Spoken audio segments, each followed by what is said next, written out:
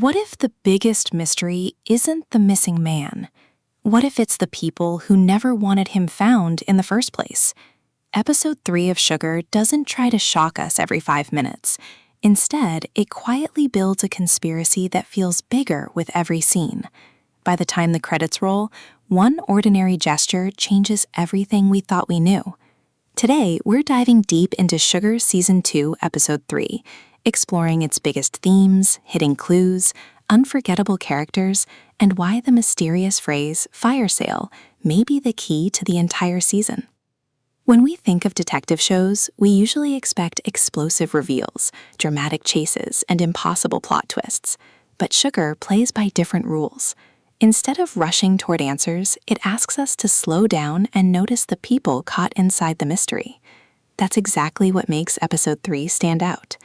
After the terrifying attack at the end of the previous episode, the focus isn't simply on whether John Sugar survives. Instead, the episode asks a more interesting question. What keeps someone going after they've been through so much? John Sugar has always been different, not because of his extraordinary abilities, not because of the secrets he carries, but because he refuses to stop caring. Throughout the episode, we see him continue helping strangers, comforting grieving families, and risking himself for people he barely knows.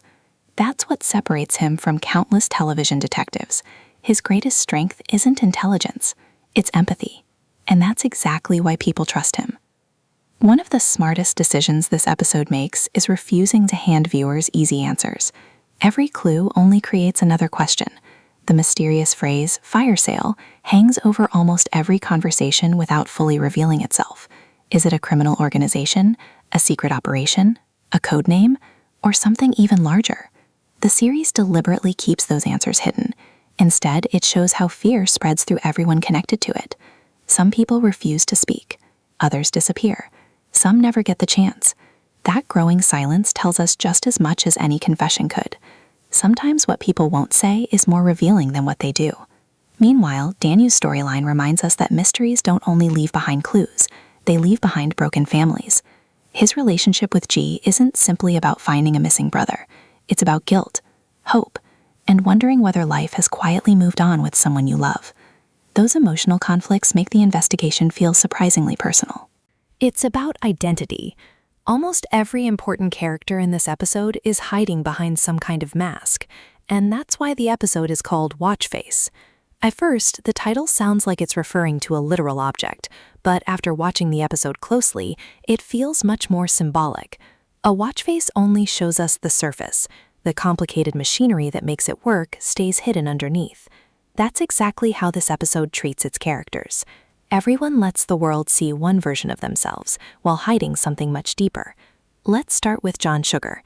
Throughout the series, Sugar has been living two completely different lives. To everyone around him, he's simply a private investigator, but viewers know he carries a secret that would completely change how people see him. Yet what's fascinating isn't the secret itself, it's how naturally Sugar has begun living among humans. At the beginning of the series, he often observed people almost like an outsider trying to understand a different species. Now something has changed. He's no longer studying humanity from a distance.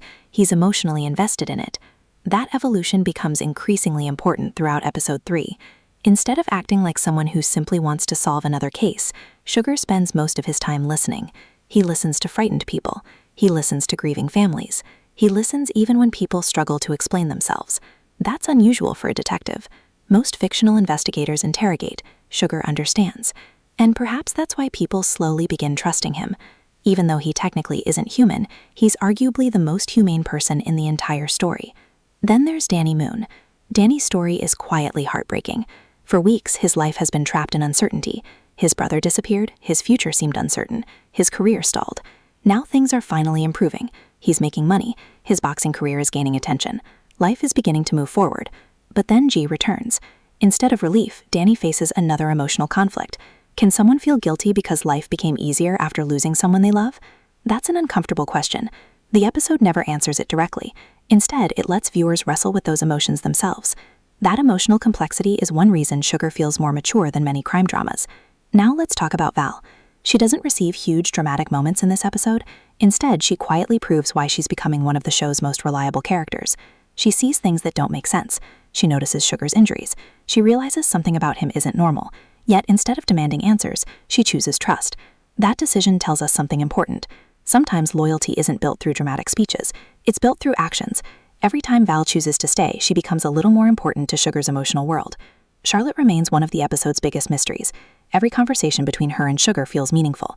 Neither character says very much, yet both seem to understand more than they're willing to admit. That's what makes their scenes so compelling. They're built almost entirely on subtext. Charlotte frequently asks philosophical questions. Questions about morality.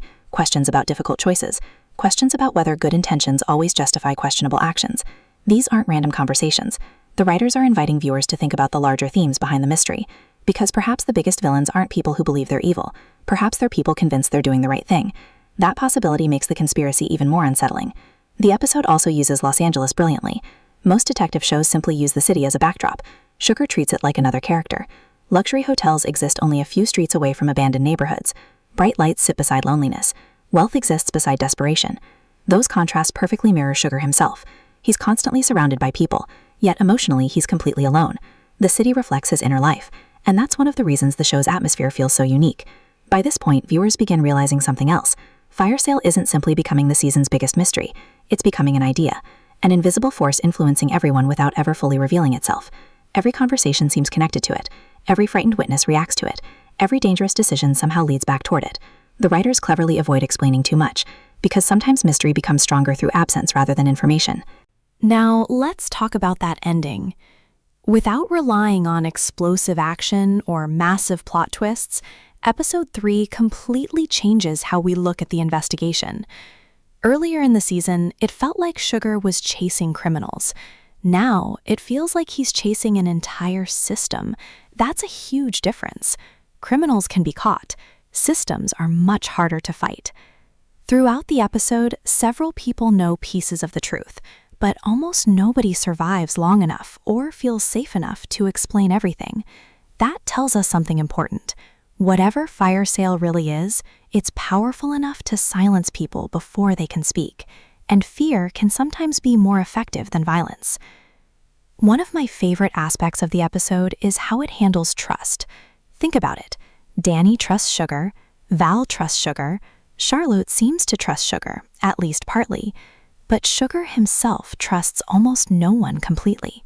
That's understandable. He's lived with secrets for years. He's learned that revealing too much can put everyone around him in danger. So every relationship becomes a balancing act. How much truth can he reveal? How much should he hide? That emotional conflict may become just as important as solving the mystery itself. Another fascinating idea running through the episode is belonging. Sugar has spent years trying to understand humanity, but Episode 3 quietly suggests something surprising. Maybe humanity has already changed him. His compassion, his loneliness, his willingness to sacrifice himself. Those qualities don't feel alien anymore. They feel deeply human. That's why the emotional story continues working so well. The investigation gives the series momentum, but Sugar's emotional journey gives it heart. Now, let's discuss Fire Sale. The show still hasn't explained exactly what it is, and honestly, that's probably the right decision.